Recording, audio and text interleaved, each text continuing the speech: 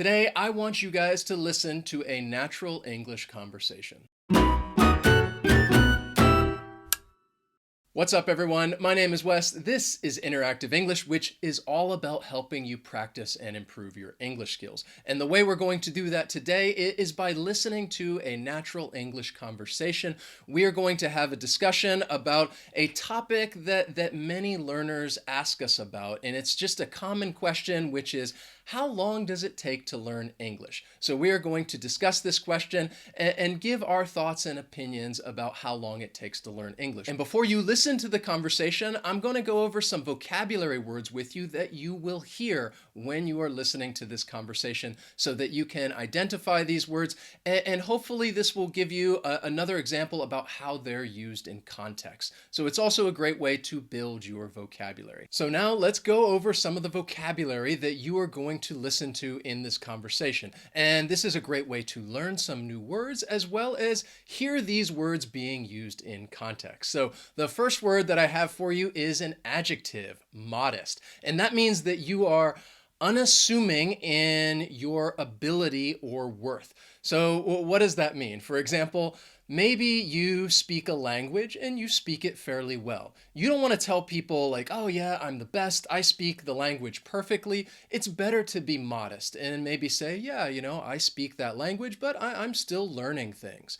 It's always good to be modest and not brag and tell people you're the best. Next is legitimate. This is also an adjective that means reasonable or acceptable. So you might hear it being used before a noun, and you might be talking about a legitimate reason, an acceptable reason, or maybe something was a legitimate excuse, a reasonable excuse.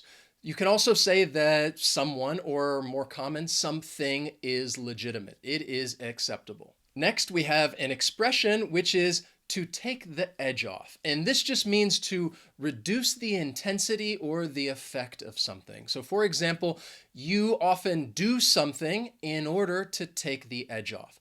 If you are full of stress, you want to reduce your stress level, so you might exercise in order to take the edge off. Then we have credentials, and this is a noun that's just talking about somebody's qualifications or their achievements. For example, if you are going to apply for a job, you will give them your CV, your resume, and it's going to list your credentials. It's going to list your achievements. It's going to list your qualifications.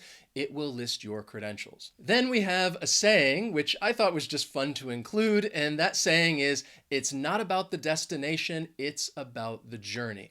And what this means is that if you have a goal, it's not about that final outcome that's so important. It's about how you got there. What did you do? What was the experience that you had in order to reach that goal? That experience is what is unique. For example, many of you want to learn English, and maybe your goal is to be fluent. And that's a good goal. But if we're using this saying and talking about, well, it's not about the destination, it's about the journey. So it's not about that final outcome of being fluent. It's about, well, how did you get there?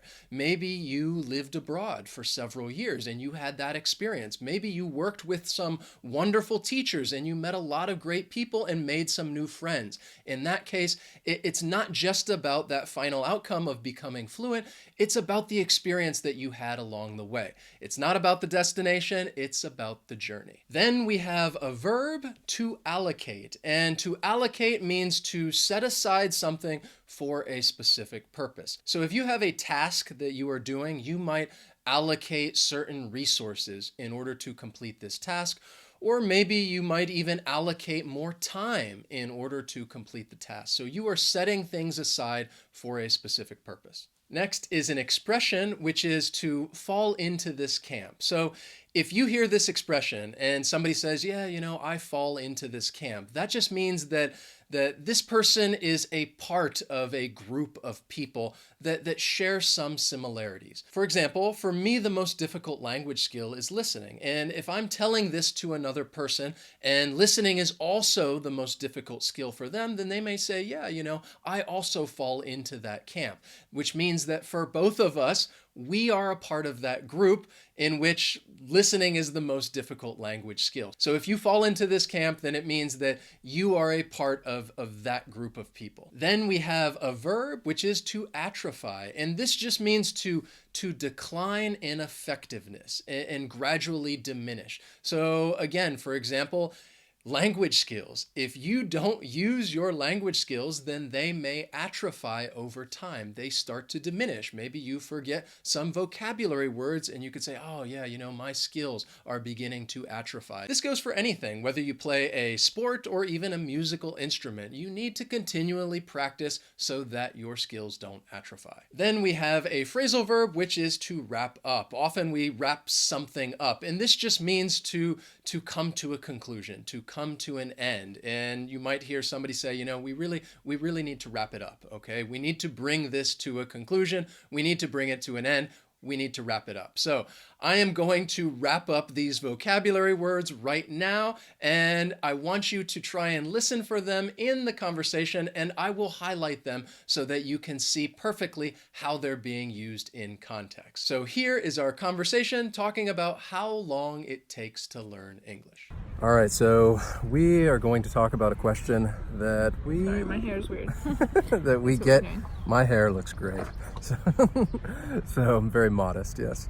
So we get a question quite often, people asking us about, can I learn English in 3 months? Or how long does it take to learn English? And I think that's something when you're learning a language, many people want... It's a legitimate question, I think. Yeah, people want to know. So we kind of wanted to just talk about that with you guys and share our opinions about what we think. So what do you think? What is your response? I think when somebody says that? Because I think it's a natural question that you would ask, but in the same time, I think the answer that I have, maybe a lot of people don't like, because to me, the answer is it just takes a lifetime. Forever. If you are talking about becoming proficient in a language, but to me that's not a problem. But most people are just they want to achieve a certain level of fluency. I think when people say that, you know what they mean. What would you tell them as a... Obviously, even for native speakers, you can always learn new things. But the reason I was saying that and why it doesn't bother me that it takes a long time to learn a language is because once you realize that it can take a really long time, and then the pressure's kind of off. You stop worrying about it. Because you're okay, I'm always going to keep learning, so then I'm not going to worry, I'm not going to worry about it, and I'm just going to learn and just get better, instead of focusing, I want to have proficiency in this language, I want to improve in this language. It takes the edge off, there's not as much anxiety, and that actually might make it a lot easier to learn. That's why I don't have a timestamp that I would put on it. Okay, that's a good idea. Because I would say, I felt the same way when I first decided, okay, I want to learn Spanish.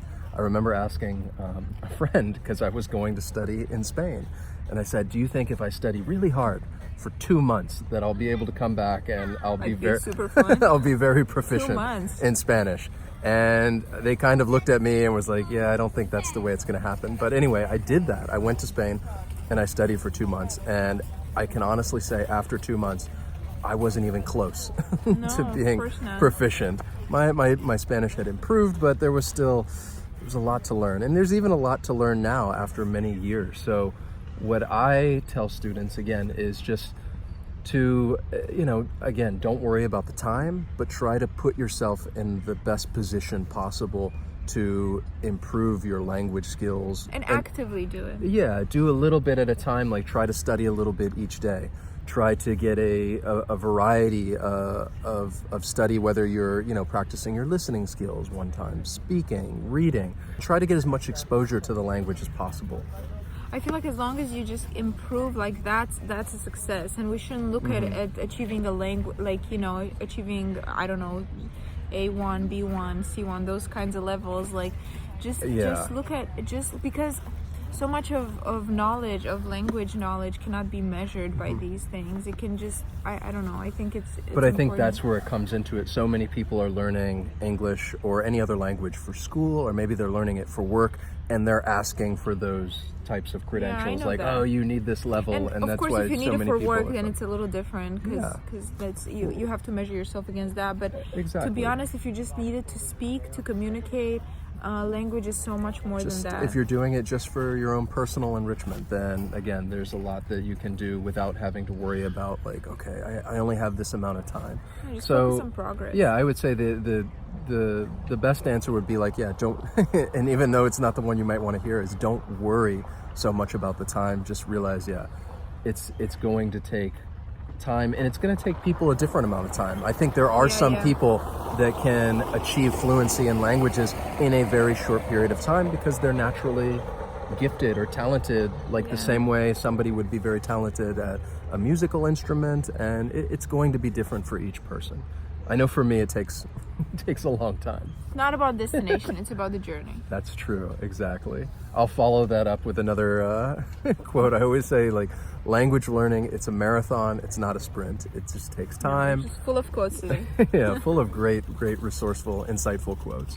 So I think that's, hopefully that may answer your question a little bit. If you're wondering, like, okay, how long it's going to take. The short answer is it's going to depend. It doesn't matter. Yeah, it doesn't really matter. It's going to depend on the person. It's also going to depend on how much time you can allocate to learning, and again, the type of exposure that you're going to get. If you're living in like an English-speaking country, or if you're living in your own country and only able to study a little bit. I do want to say something though, because I tend to fall into this camp where you feel like, okay, well, so it doesn't matter how long it takes. Don't get lazy though. So like, stay active and keep, in order to see improvement, especially with language learning, you have to keep on top of it, because if oh my god, I'm gonna do another quote. If you don't lose it, if you don't use it, you lose it. Now I have to think of a quote. Okay. No, but what I mean is, with language learning, if you don't use it consistently, you forget. Well, I think it's like anything. I always think of it like your language learning skills are like muscles, and you have to keep working them out. And if you don't, it's so going. If you're serious about it, keep practicing. Yeah, it's going to atrophy over time, and you will start to forget vocabulary or forget the way certain grammar structures. So yeah, it's important to stay active and keep refreshing, learning new skills and refreshing your old skills. So always focus on progress. Yes. All right. Any more quotes? No more. No more for today. So I think we'll wrap this up. So hopefully, again, let us know in the comments, because many of you, you're watching this channel trying to improve your English skills.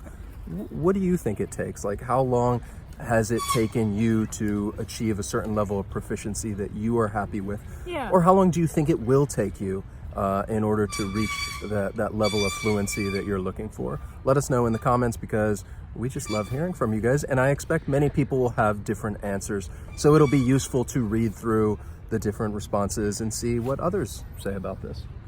All right.